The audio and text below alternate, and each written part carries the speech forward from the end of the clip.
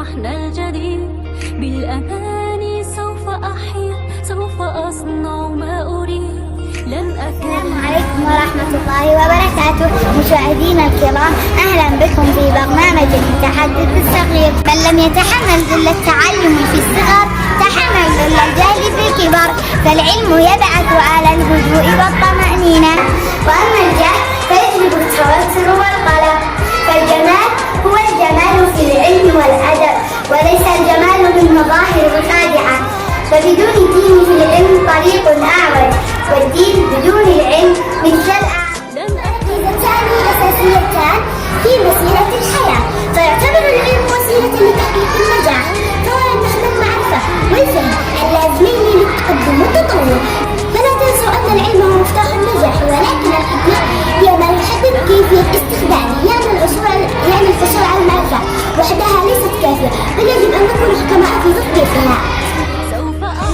العلم هو اكتشاف طرق جديدة للتفكير في الحقائق التي نعرفها بالفعل، بدلا من مجرد الحصول على حقائق جديدة. فالابتكار والتفكير هما جواهر العلم.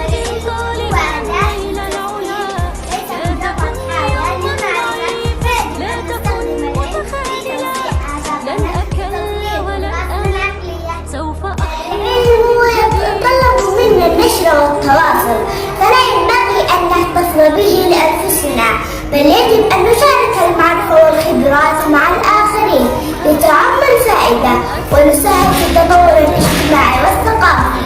وفي النهاية يجب أن نتذكر أن العلم والنجاح ليس هدفان في حد ذاتهما، بل هما وسيلتان لتغيير التقدم والتطور في حياتنا ومجتمعنا.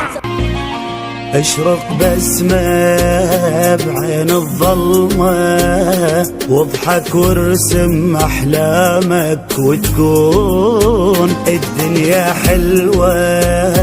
ابدي بخطوة تقدر توصل للخطوة المليون.